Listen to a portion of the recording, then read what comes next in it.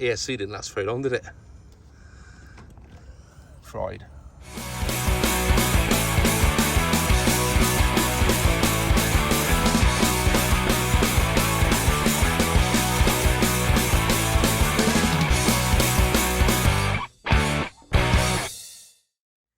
Hello everybody, welcome to the OAG. I am preparing my TT02 for another speed run today. I think this will be speed run number 9, I think. I should really look before I start the video, shouldn't I? Number 9. So all I've done this time is I've lowered the chassis by changing the position of the shocks.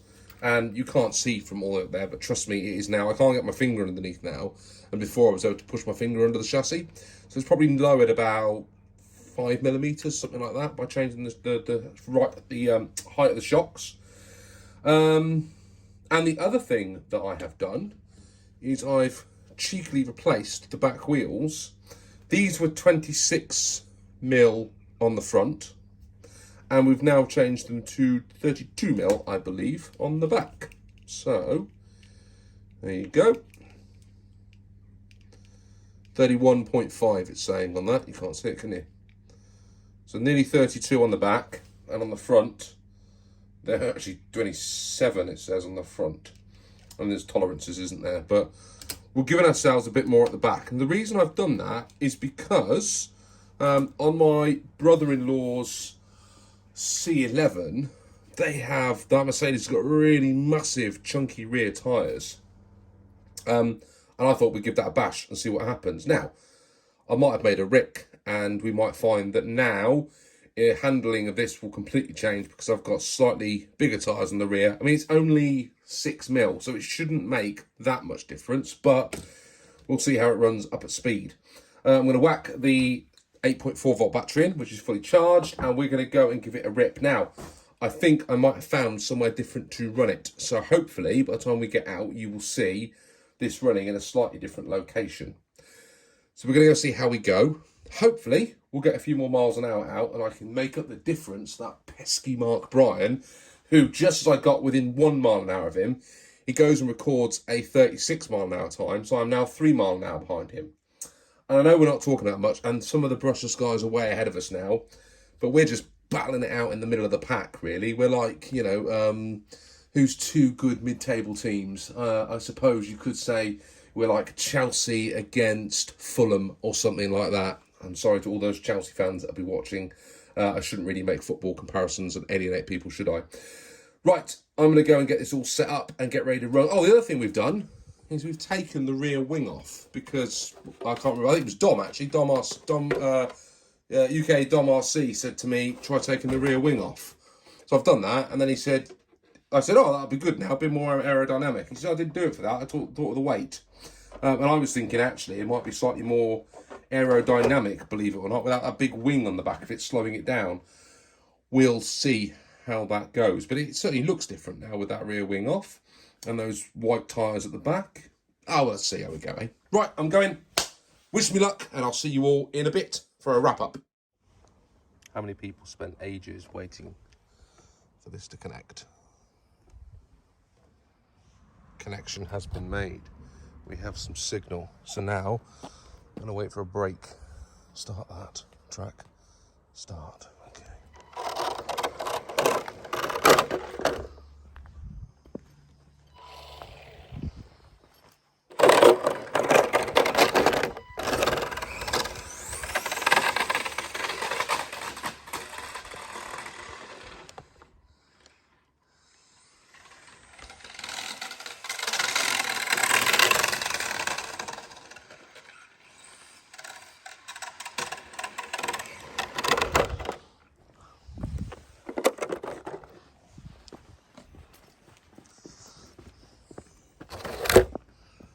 Stop.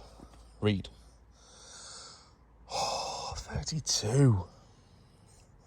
Did Mark get 36? What did I have last time? 32. That's gone no faster. We'll give it another go. Track. Start. Wait for a gap. Here we go.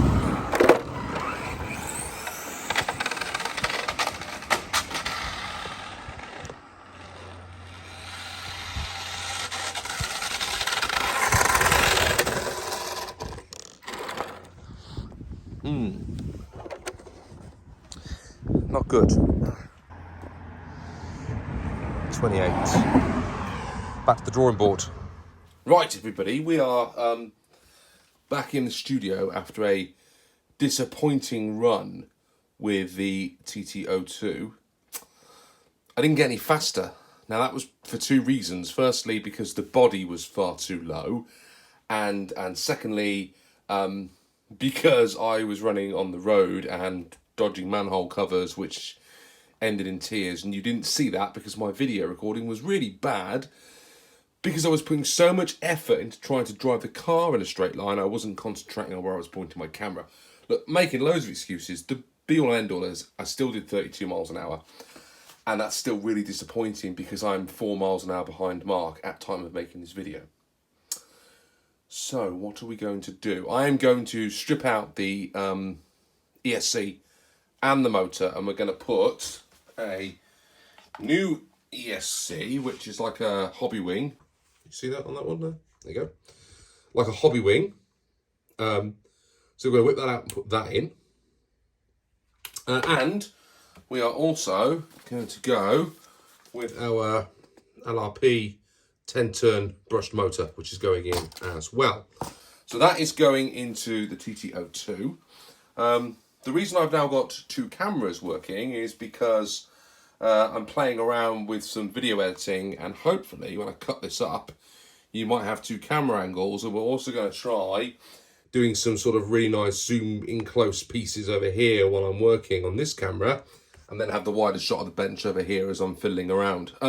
This here is a heatsink for, well, it's not a heatsink, I've been informed this is just a bit of bling that goes onto my Midnight Pumpkin, or the pump box as it now is. And I wanted it for ages because it's in that lovely orange metal alloy that it's sort of the same colour as the shocks really.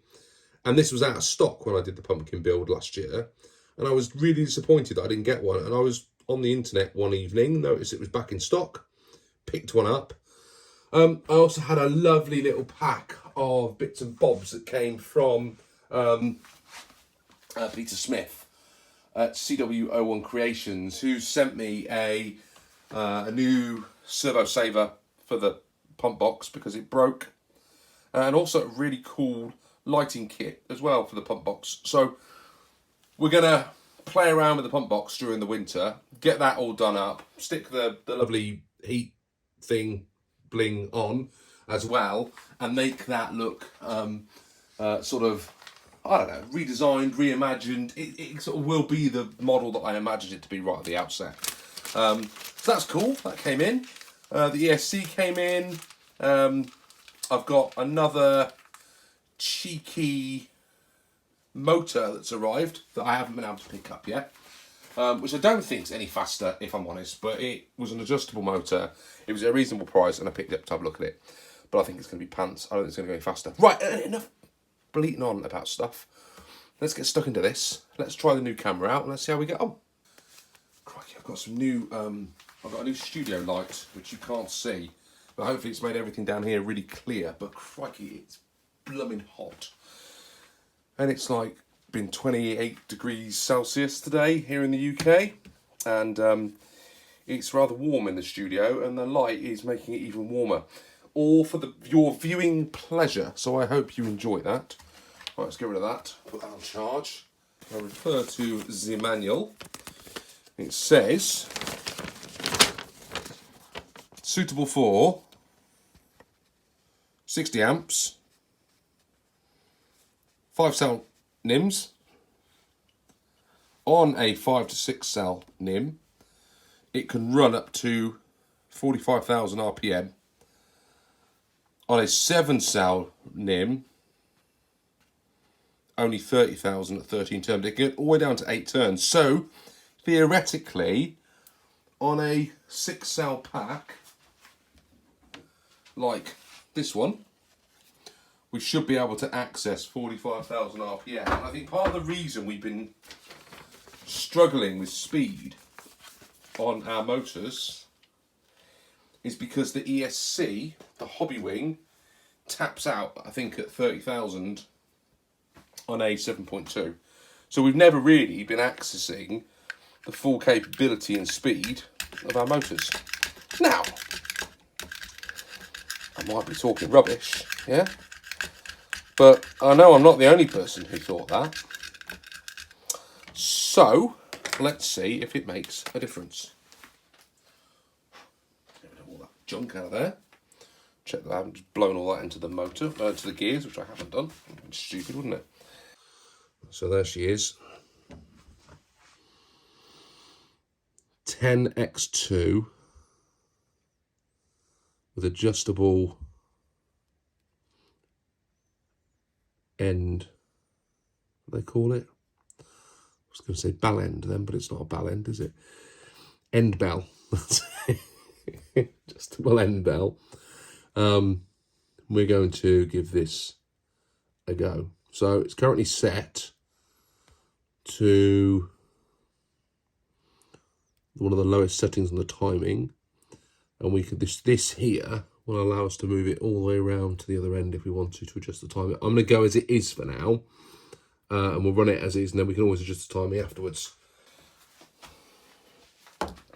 So just move the chassis out of the way for a minute. So what we're going to do now is just check the mesh in there. There we go. Looks pretty good, doesn't it? Not too concerned about that. We're going to just rotate that round until I find the slot for the pinion and just tighten that up just a smidge. I tried to over tighten pinions because last time I did, I had a big old bloody problem with it. So I over tightened the pinion, and then I couldn't, I don't know what happened, it crossed, I don't know what happened to it. Basically, because I over tightened it, I couldn't get it undone. When you put the hex driver in, it just, basically the screw was so soft, it just broke up on me, and I couldn't get the pinion off. And I've seen that happen to lots of other people as well. It can happen to a screw head as well. And with the pinions, they're so small, there's no wiggle room really. It's very difficult to get it out. People have to Dremel the pinion, or Dremel the screw within the pinion, which is really difficult to do because it's so small. So yeah, I can't remember what I did with that actually in the end. Now I'm sure when I'm doing my build videos, I'll find that this little camera over here, this one, I need to move it about to keep it in shot so you guys can really see what's going on. The wider shot can just be sat up there, giving me lots of good, nice wide content of what I'm doing. But the close-up cam is going to have to be moved about as we go. And we'll work out the best way of doing that when we do a build. But it's really about sort of trying to work out what how the best way to film really is. So give me some comments on that if you're watching, if we've got this far and you're enjoying this chit chat, which I might have completely edited out by the time you watch it. There's none of it. And then this is just me talking to myself. One thing I can know for certain is during the winter when I'm down here filming my build videos, it's going to be nice and toasty with that light on up there. It's blooming hot. No catching a cold while in the studio, that's for certain. Okay. Let's get this into the car.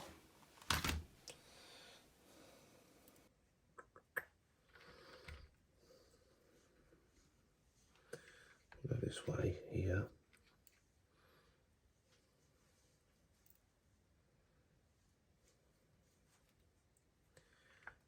Yeah, cable's going over the top. Okay, we're in.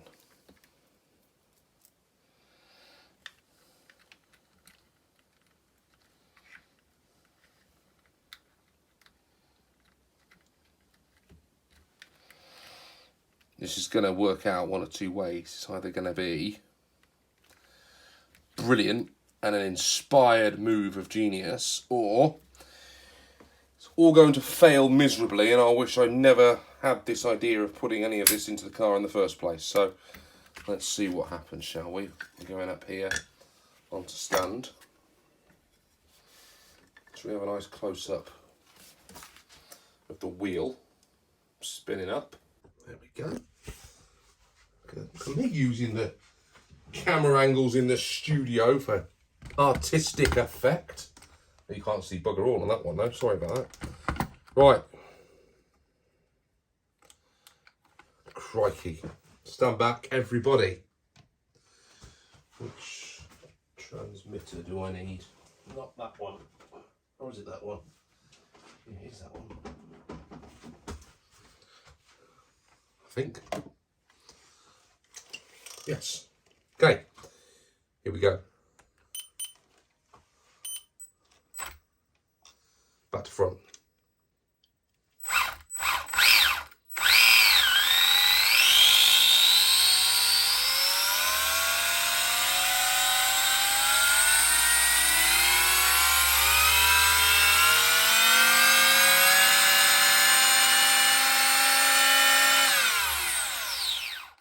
Holy shit, that's fast.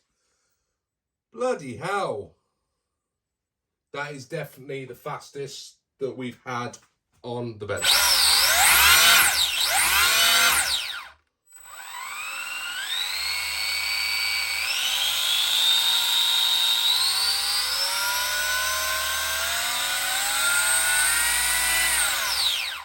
Yeah, I'm really pleased with that. Nice one. So, we are on, not too hot, cooking with blooming gas, that is. Well, I've run it in for about 5 minutes. The motor, not too bad to touch, I can touch it. ESC is absolutely baking. It's going to be fine, I think, for the speed runs because we're literally going to slap a pack in. We're going to blast it up and down a strip for like 4 or 5 passes, stop, read the speed, and then do it again. So I don't think we're going to cook anything doing what I'm doing, but man, it's fast. It is on the bench. That is faster than anything else that I've run.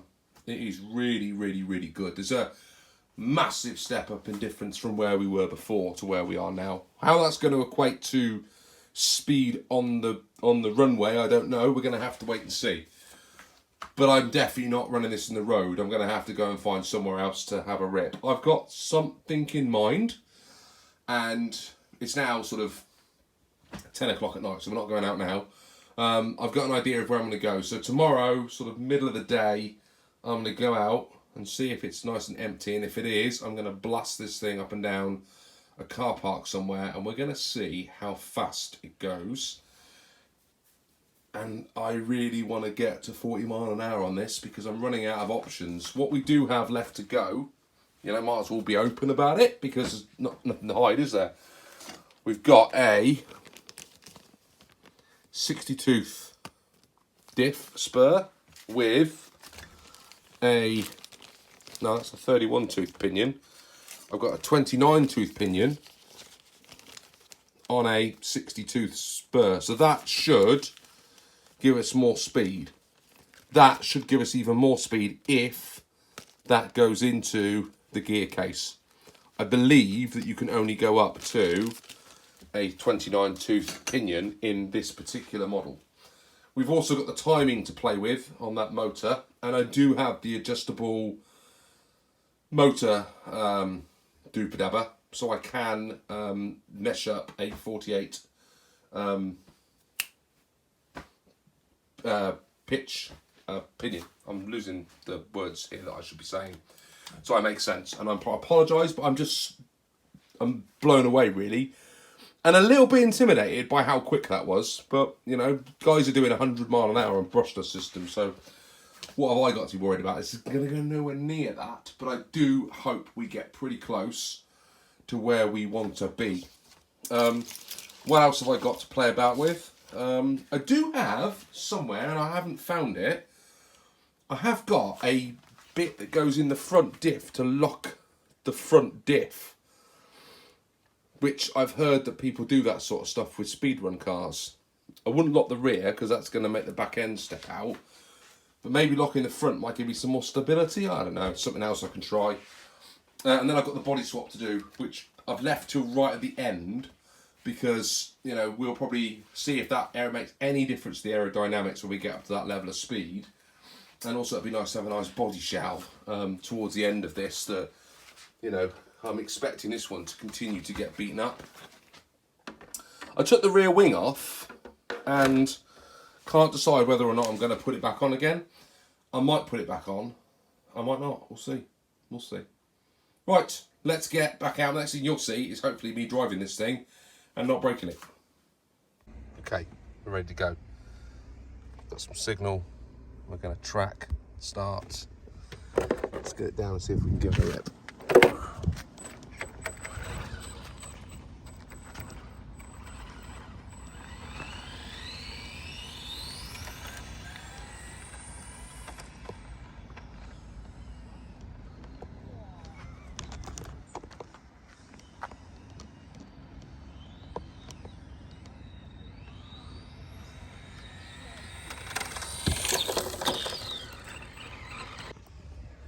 $29, that's not good.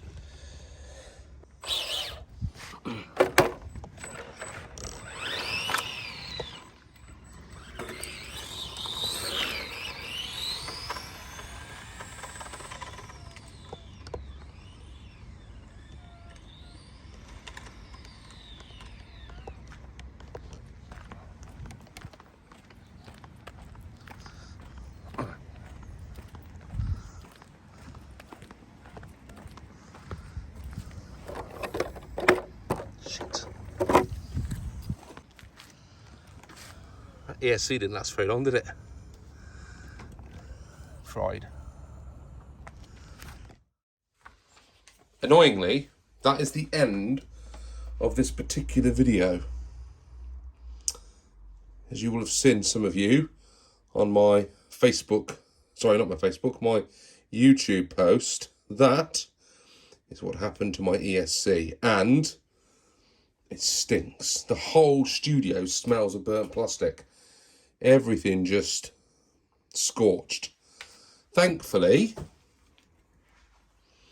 the chassis, other than a little bit of singed aerial and a little bit of singeing to the edge here, didn't do too badly. The motor seems to have survived. I was lucky, I think. I got it out quick enough. So what's next? Obviously, there's no more runs at the minute. I have got another ESC on the way. So I was worried this would be me tapping out, but it's not. I have got another unlimited ESC on the way that I've paid a bit more money for than this one. Mark has done 40 miles an hour on the same ESC with the same motor, which, as you can well imagine, has really peed me right off. So, Mark, I am coming for you, buddy. Why is it I get all the drama? See, he goes out there, he has a nice steady run, nice and smooth, no squirrels were harmed. I'm here setting things on fire, and I still can't get over 33 miles an hour. I think I'm just going to strap a rocket to it if I can't get any quicker with the next ESC. Anyway, thank you for watching this long video. I am apologising for it being a long one, but I thought I would use all of the footage and everything on my really failed set of runs on this particular motor ESC shenanigan combo video thing. We continue to go. I will leave you with the scent and fragrance of a melted ESC. See you all soon, everybody.